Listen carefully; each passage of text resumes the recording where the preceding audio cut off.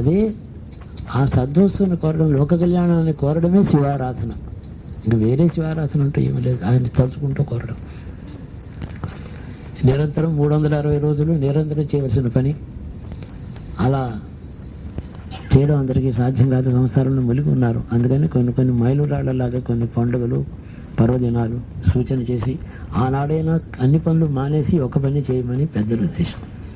అన్ని పనులు చేసుకుంటూ ఈశ్వరారాధన చేస్తాను అంటే వాడు చాలా ధన్యుడే. నిరంతరం ఈశ్వరుని మనసులో పెట్టుకుని దుకాణంలో కూర్చొని సరుకులు అమ్ముకున్నా, మట్టి తవ్వుకుంటూ బతికినా ఈశ్వరుని హృదయంలో ధ్యానించడానికి అడ్డు ఏమీ లేదు. ఎవడైనా చేయవచ్చు. దానికి వేదములు చదివే పని లేదు, వేదాంత శాస్త్రం చదివే పని లేదు. భక్తితో హృదయంలో భగవంతుని పదిలపరచుకోవడానికి ఏం కావాలి? భక్తి సంకల్పం ఉంటే చాలు. ఇందులో నాకు తెలియటం లేదు ఇలా ఏమీ లేదు. దానికి ఒక విధి విధానాలు ఏం లేవు. మనుషులు కల్పించిన విధి విధానాలు ఉన్నప్పటికీ అన్నిటికీ అడ్డంగా వెళ్ళి ఈశ్వరుని తనకు తోచిన విధంగా దర్శించిన వాడు కూడా ముక్తినే పొందాడు.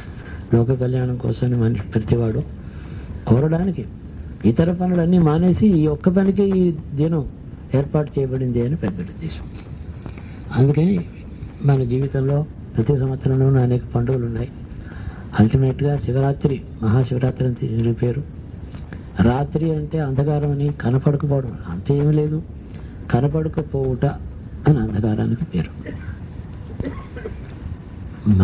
కనపడకపోవడం అనేది చీకట్లో భయపడతాం, వీధులకు వెళ్ళడానికి, ఇంటి ముందు తోటలోకి రావడానికి భయం వేస్తుంది ఏముందో అని.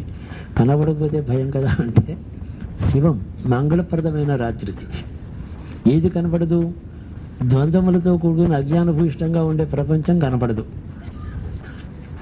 శివధ్యానం చేస్తే బంధనహేతువైన ప్రపంచము, ద్వంద్వములు అవి కనపడకుండా పోతాయి. ప్రపంచ విషయంలో రాత్రి, లోపలేమో వెలుగు. అంతర్యామిలో తత్వ దర్శనం అవుతుంది. చాలు, ఒక జన్మలో ఒక శివరాత్రి నాడు జరిగినా చాలు. శివరాత్రి అంటే ప్రతిరోజు కూడా శివభక్తుడికి శివరాత్రి.